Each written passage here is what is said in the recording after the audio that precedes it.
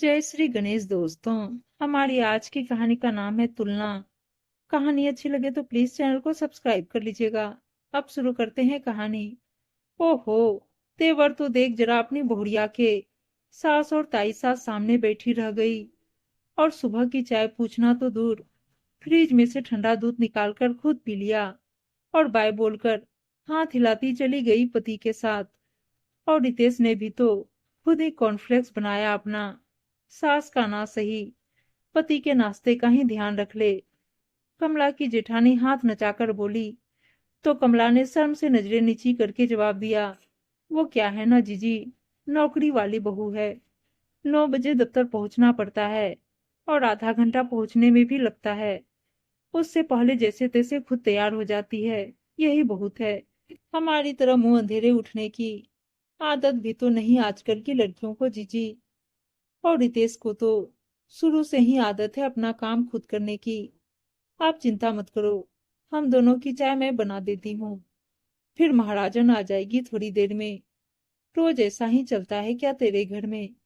कल से देख रही हूँ, बहू ने रात को भी खाना मेज पर लगाने के सिवा कुछ काम नहीं किया। और तू भी तो कितना बदल गई है, हमेशा सारे काम अपने हाथ से किए और अब महाराजन लगा ली। माना खाना अच्छा बनाया था उसने, लेकिन अपने हाथ के बनाए भोजन की बात ही अलग है। ये तो तू भी मानती थी। मानती तो अब भी मैं यही हूँ जीजी, पर क्या करूँ, रितेश नहीं मानता। अब बहू को न तो फुर्सत है, न ही उसकी मनसा ही होती है रोज खाना बनाने की।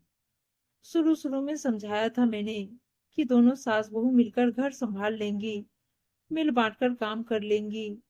मैं कौन सा सारा बोझ उस पर अकेले डालना चाहती थी। पर रितेश ही बीच में बोल पड़ा कि नीतू कामकाजी है। सुबह 8 साढ़े 8 बजे घर की गई हुई, शाम को थकी हारी घर आकर कैसे रसोई में जुट पाएगी। और आपने भी सारी जिंदगी रसोई संभाली है, तो अब आपके भी आराम करने के दिन हैं। मैं देख रही हूँ कि तेरी आर्थिक स्थिति बहुत अच्छी हो गई है पहले के मुकाबले। दो दो कमाने वाले हो गए हैं ना अब घर में, इसीलिए तू कुछ नहीं कहती होगी बहू को।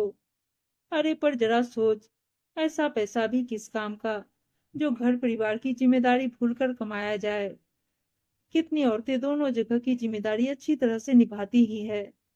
तू भी ना एकदम संस्कारहीन बहू चुनकर लाई है अपने रितेश के लिए। जेठानी ने उल्हाना दिया तो कमला मायूसी से बोली, मैं कहाँ चुनकर लाई जीजी, मुझे भी क्या मिला, जानती तो हो। मैं तो हमेशा से एक घरेलू संस्कारी लड़की ही चाहती थी, जो मेरे साथ घर में भी वक्त बिताए। नीतू को तो रितेश ने चुना है अपने लिए। हाँ, मैं विरोध जरूर नहीं कर पाई, ममता के आगे समझौता कर लिया। अब इसके पापा तो रहे नहीं, मेरा तो जो है वो यही है, इसीलिए इसकी हमेशा सुनती हूँ। वैसे जितना मैं उसे समझी, बहू भी दिल की बुरी नहीं है। मेरी छोटी से छोटी जरूरत का भी ख्याल रखती है। छुट्टी वाले दिन कभी कभी खाना भी बढ़िया बनाकर खिलाती है। होटल के खाने जैसा स्वाद है इसके हाथ में जीजी। रहने दे तू लिपापोती करना कमला, कल से आई हुई हूँ, मैं भी देख ही रही हूँ अपनी आंखों से। सोचा था रितेश के ब्याह में तो ज्यादा रुक नहीं पाई थी, अब उसकी बहू के साथ कुछ समय बिताकर आती हूँ, पर इसे तो फुर्सत ही नहीं। मेरी बहू ऐसी संस्कारहीन होती तो मैं तो अकल ठिकाने लगा देती उसकी। अरे मैं तो हूं ना जीजी, हमें भी तो कब से साथ में वक्त बिताने का मौका नहीं मिला है। मैं मन लगाकर रखूंगी ना आपका। हाँ तू तो है, पर तू तो अपने ही घर में खुद ही बेचारी सी लग रही है मुझे।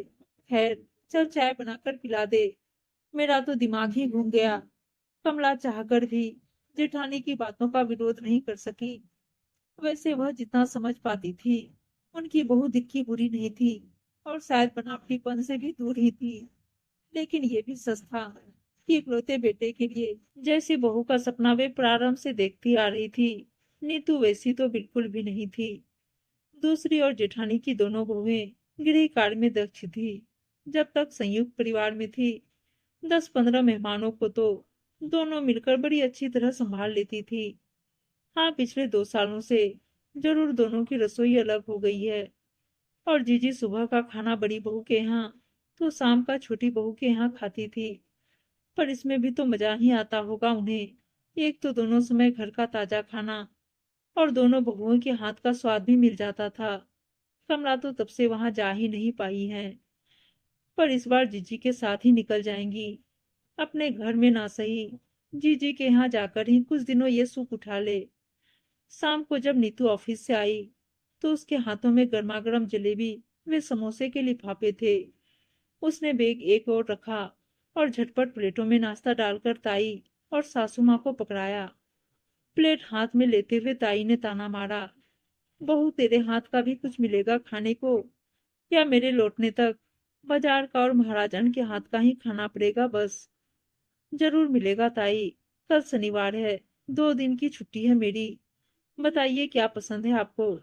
यह तो ऐसे रही है जैसे सब कुछ बनाना जानती है। अरे जो अच्छा बनाती है वही बना दे बस।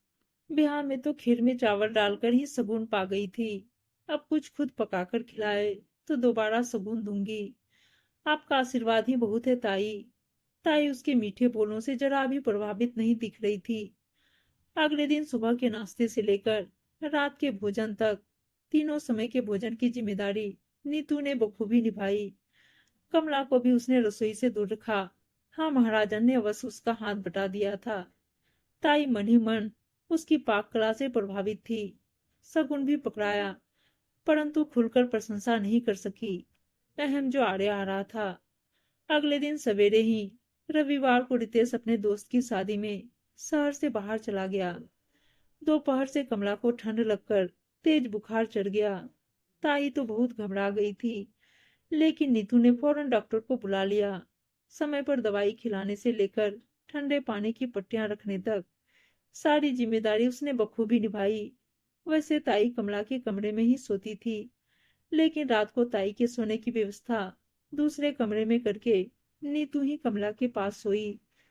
कमला का बुखार कम हो गया था, परंतु रात को भी नीतू ने कई दफा उनका माथा छूकर अपनी तसल्ली की। अगले 2 दिनों की छुट्टी भी उसने ले ली थी। ताई हर बात पर नजर रखे हुए थी और मन ही मन उसकी तुलना अपनी दोनों बहुओं से कर रही थी। हालांकि वह अब भी नहीं कह सकी, परंतु मन ही मन अब वह नीतू को उनसे 21 पा रही थी।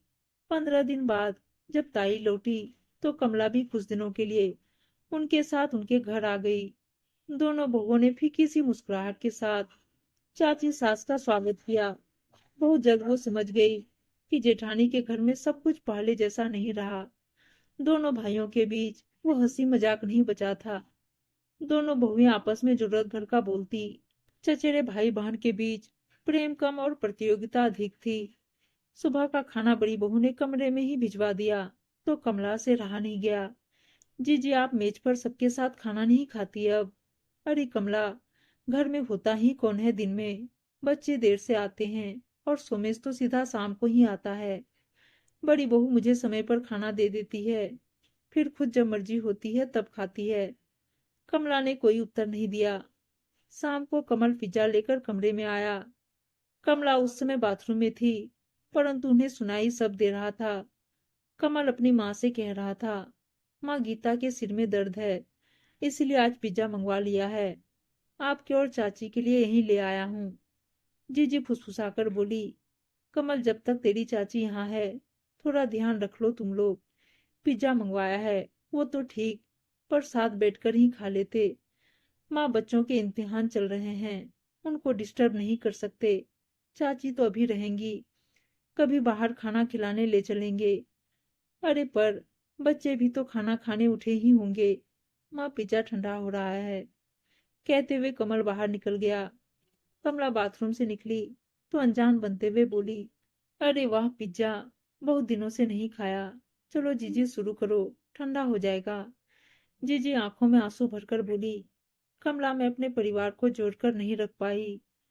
शायद मेरा कड़ा अनुशासन और एक की दूसरे से तुलना करते रहना ही इसकी वजह है। आज मेरे अनुशासन को मानना तो दूर, मेरी बात कोई सुनता तक नहीं है। तू ऐसी गलती कभी मत करना। तुझे नीतू के रूप में हीरा मिला है, बहुत संस्कारी बहू है तेरी। यहाँ वहां उसकी तुलना करके उसके दिल में अपनी इज्जत कम मत कर लेना। और सुन, क्या कुछ दिनों के लिए फिर से तेरे घर चल सकती हूँ? नीतू से सामने से वो कहना है मुझे जो मुझे कह देना चाहिए था, पर मेरे अहंकार ने नहीं कहने दिया। कैसी बातें कर रही हो जीजी, आपका ही घर है वो, जब तक जी चाहे रहिए। भाग्यवान है तू, इस बुढ़ापे में। मैं तो तुझसे ये भी नहीं कह सकती, पर मैंने नीतू के साथ अच्छा व्यवहार तो नहीं किया था। क्या तभी नीतू ऐसा ही कह सकेगी? जरूर कहेगी जीजी, भरोसा है मुझे उस पर। कमला का दिल अपने बेटे बहू के पास लौटने के लिए मचलने लगा था। खाना समाप्त करते ही उन्होंने नीतू को फोन लगा दिया। नीतू बेटा, तेरे बिना मन नहीं लग रहा है, मेरा और तेरी ताई का भी। वो भी कुछ दिन और तेरे साथ रहना चाहती हैं। उन्हें कुछ कहना भी है तुझसे, पर फोन पर नहीं, सामने से। ये भी कोई पूछने की बात है मम्मी? वो घर की बड़ी हैं, उन्हीं का घर है। वैसे मुझे भी घर खाली खाली लग रहा है आपके बिना। मैं जल्दी से जल्दी आप दोनों की टिकट बुक कराती हूँ। कमला ने फोन रखते हुए जेठानी की ओर देखा। उन्होंने भी पूरा वार्तालाप सुना था और उनके चेहरे पर संतोष था। उम्मीद है दोस्तों कहानी अच्छी लगी होगी, और अच्छी अच्छी कहानियां सुनने के लिए चैनल को सब्सक्राइब और वीडियो को लाइक शेयर जरूर कर दीजिएगा। धन्यवाद दोस्तों।